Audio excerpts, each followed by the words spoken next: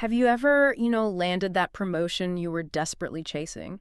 Or maybe bought that dream car? Yeah. Or finally secured that really exciting new partnership, only to find that, I don't know, that huge thrill just vanishes, like Yeah. almost instantly. Well, absolutely. You hit the goal, and yeah, maybe 5 minutes later, your brain's already scanning the horizon, Yeah, looking for the next big thing. right. It's like constant motion. It really is. It's the neurochemistry of ambition, essentially.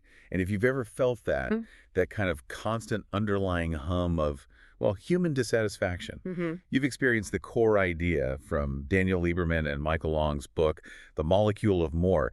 It's a fantastic read. It really is. And our mission today is to do a deep dive into that exact thesis because honestly, the main idea, it forces a pretty massive shift in how we usually think about our brains. A huge shift. Yeah, we basically have to throw out the popular idea that dopamine, the most famous neurotransmitter, is the molecule of pleasure or satisfaction. It's just not. It's not. The sources are really clear on this.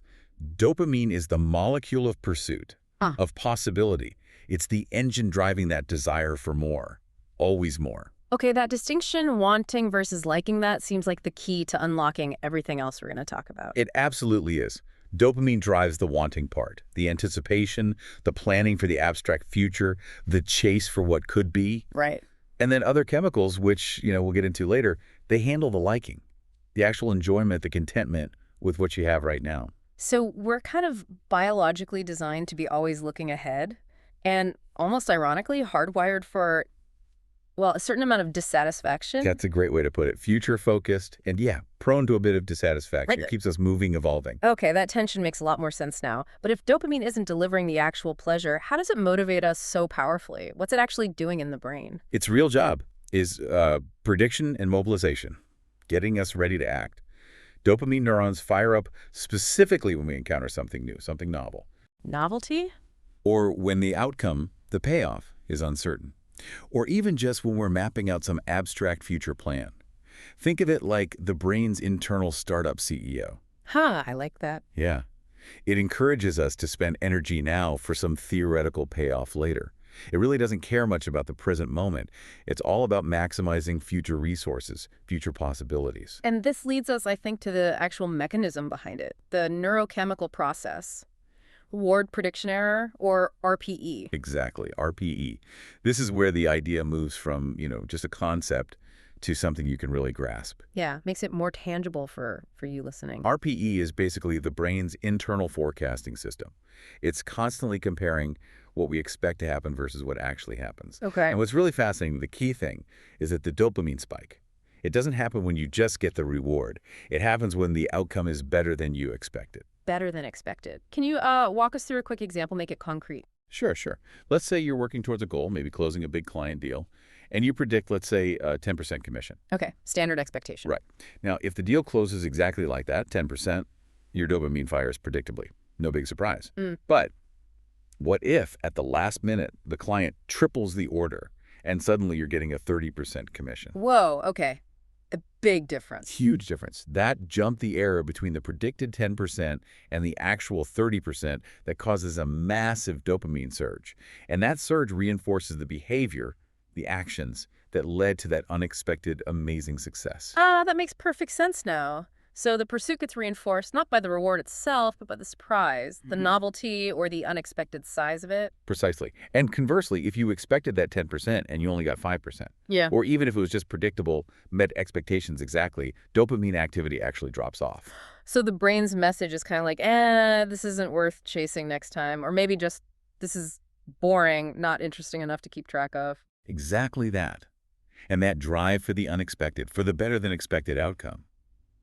Well, that's why people who are drawn to constant innovation or high-stakes finance or, creative entrepreneurship, they often seem to have this incredibly high dopamine drive. Right. They thrive on the uncertainty. They do. They're not necessarily addicted to the success itself, but to the possibility of the breakthrough, the potential for that amazing pitch or that moment of pure creative genius. And the boring admin stuff afterward. Yeah. The actual predictable follow-up after the big win, that's totally low dopamine territory. Not exciting. Okay, so we're basically wired for perpetual forward motion, always looking ahead. But if dopamine keeps us chasing the abstract future, how do we ever actually find rest? Or contentment? Surely we aren't designed to just be constantly exhausted by the chase. No, no, and that's the beauty of the brain's design, really. The authors, Lieberman and Long, they detail this essential counterbalance to the dopaminergic system. It's like we have two different operating systems almost at war inside our heads. Two systems, okay. The first is the one we've been talking about. Abstract, future-focused, driving desire, pushing us forward. And the second system, that's the one that keeps us grounded, roots us in the present. That's the one. They call it the here and now system. And this system is concerned entirely with sensory reality. Things like comfort, contentment, social connection. So different priorities. Totally different. And it relies on a whole different suite of brain chemicals. Things like serotonin, which is linked to status, respect, feeling okay in the group. Oxytocin, that's the bonding and attachment hormone. Right. And then endorphins and endocannabinoids, which handle, pain management and that feeling of internal satisfaction. So those are the chemicals behind things like community connection, or watching a perfect sunset, or enjoying a really satisfying meal, or, genuine physical affection. Exactly. All those things that feel good in the moment, in the sensory world. It's like the essential biological yin and yang, isn't it? Dopamine gets us out of the cave, motivates the hunt. But the here and now chemicals let us actually appreciate and enjoy the warmth of the fire when we get back. That's a perfect analogy. And you see this dynamic play out really clearly in human relationships. The book talks about the two stages of love, which helps explain, why that initial fire, that intense passion always seems to, dwindle. Yes, the notorious fading of the honeymoon phase. Yeah. So many people mistake that chemical shift for falling out of love, don't they? They absolutely do. Because stage one, that phase of romantic passion, that's pure high dopamine euphoria. It's fueled entirely by the excitement, the uncertainty of the chase, the novelty of this new person, and all the abstract potential of a future life together. It's all possibility. All possibility. And because it thrives on novelty and uncertainty, it's fundamentally unstable. It can't last forever in that intense state. So logically, when a couple, say, moves in together or gets married, the constant newness starts to dissipate. The reward, the partner's presence, becomes more predictable, so the dopamine drops. That's exactly right. The dopamine has less unexpectedness to feed on. And the successful transition, the healthy one, is moving into stage two, attachment. Here, the focus shifts away from that dopamine-driven thrill, the chase, and moves towards oxytocin-based connection. Things like comfort, deep mutual stability, reliability. So understanding that the initial euphoric phase has to fade. It's chemically designed that allows couples to consciously, intentionally stop chasing the initial rush. Yes. And instead, they can focus on nurturing that deeper, more sustainable here and now bond, the comfort, the connection. That feels like a really crucial insight, especially maybe for modern dating cultures, which sometimes seem, perpetually addicted to that high dopamine pursuit of the next potential partner. It's very relevant there. But speaking of addiction, this exact chemical mechanism, the dopamine reward system, is precisely why addictive substances and certain technologies are so incredibly potent. They hijack the system. It's the ultimate hijack. Yeah. What's really fascinating, and frankly a bit scary, is that addictive behaviors, whether it's using substances or gambling or even chronic engagement with certain kinds of tech, like social media scrolling, they completely bypass our natural systems. Oh, so? They directly target and exploit that dopamine reward prediction mechanism we talked about. They provide this artificial, incredibly rapid, and highly concentrated dopamine spike, much faster and stronger than natural rewards. So they're giving the brain a huge, immediate RPE signal, that better than expected feeling, but without requiring any real effort or navigating actual possibility in the real world. Precisely. No real work, massive artificial reward signal. And this is the engine behind that truly terrifying concept the book explores.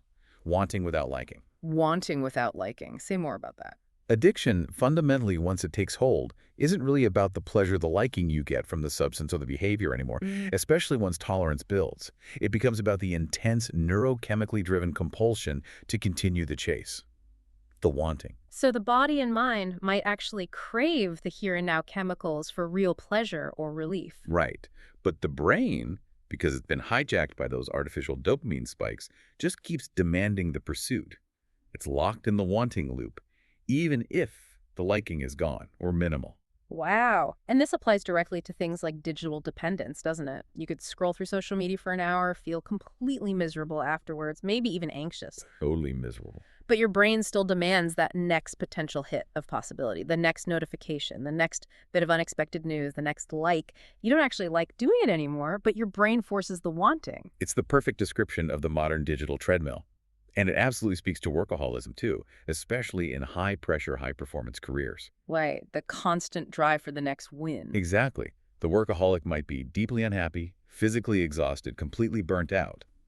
Yet that high dopamine compulsion to chase the next deal, the next milestone, the next quarterly target, it just overrides the here-and-now reality to their own suffering. Because the reward is always abstract, always in the future. It's never about now. Always in the future, the drive is just relentless. Okay, if we kind of zoom out a bit, the book also links this same high dopamine drive to the extremes of human achievement and creativity, but also, potentially, to instability. Yes, there's a strong connection there. The ability to think abstractly, to conceptualize the world in novel ways, which is dopamine's specialty, remember. Future, possibility, abstract, that's the very foundation of original thinking, of innovation. It lets people see possibilities where everyone else just sees the status quo, the great innovators, the visionaries. Exactly. But there's that fine line, isn't there? History is full of examples. That same intense focus on abstract concepts, when it's completely unchecked by reality, by the here and now, it can tip over. Into mania, or other forms of mental instability. Absolutely. When the dopamine system becomes overactive, maybe disconnected from actual sensory input, the conceptual possibilities can become completely divorced from the practical present. You get grandiosity, unrealistic plans, scattered thinking. Which explains why so many figures celebrated for their genius throughout history also seem to wrestle with significant mental health challenges. It's often part of the same package. The pursuit engine is just running way too hot, perhaps without enough grounding from the here and now system. So the key, really, like with everything we're discussing, is finding that balance. Enough dopamine drive for new ideas. Right, for that vital conceptualization. But you need to ground it in the here and now system to maintain stability, for sustained, healthy creative output, and crucially, to prevent the burnout that comes from just relentless, ungrounded pursuit. Makes sense. And finally, this whole dual system dynamic. It's not just inside our individual heads, is it? The book argues it actually manifests in society itself.